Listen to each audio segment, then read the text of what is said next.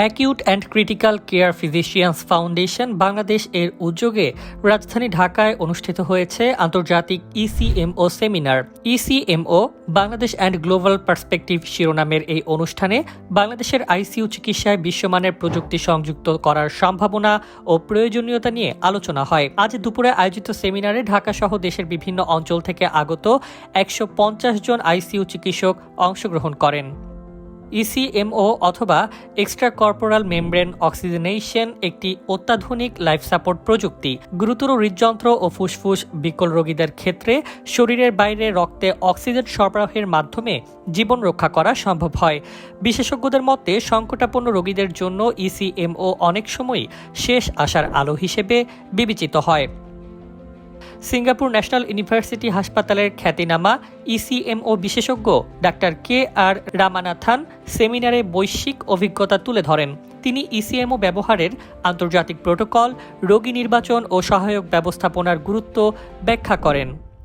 So, PF ratio is essentially the ratio of PaO2, that is our arterial pressure of oxygen, to the FiO2. FiO2 is the oxygen set on the ventilator. So, if let us say the patient gets worse to the point it can even fall below 100. Anything that is less than 100 is defined by the Berlin Arts Committee as having severe ARDS. বাংলাদেশের বাস্তবতায় ECMO ব্যবহারের অভিজ্ঞতা তুলে ধরেন square হাসপাতালের critical care বিশেষজ্ঞ doctor শিহান Mahmud Redwanul হক এবং doctor Raziuddin Ahmed.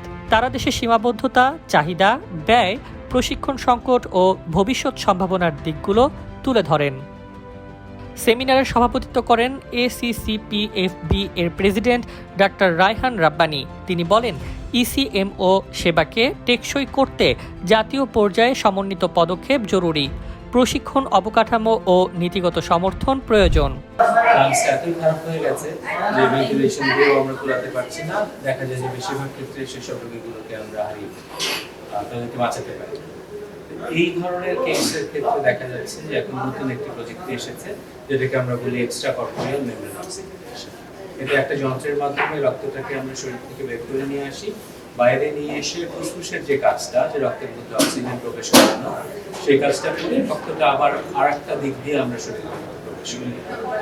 এটার মাধ্যমে যে রোগীগুলোকে আমরা এতদিন বাঁচাতে পারতাম না তাদের জন্য একটা ছোট আশার আলো আছে। শুধু মেশিনটার জন্যই হয়তো আমার 25-30 লাখ টাকা খরচ হচ্ছে। এই বিশাল ব্যয় আমাদের দেশের বেশিরভাগ মানুষের পক্ষে ব্যক্তিগতভাবে বহন করা খুবই কঠিন। এই জায়গায় সরকারি উদ্যোগ, আমাদের যারা উদ্যোক্তা আছেন তাদের উদ্যোগটা খুবই প্রয়োজন। বিশেষজ্ঞদের মতে এই আন্তর্জাতিক উদ্যোগ বাংলাদেশে আইসিইউ চিকিৎসায় নতুন দিগন্ত উন্মোচন করবে।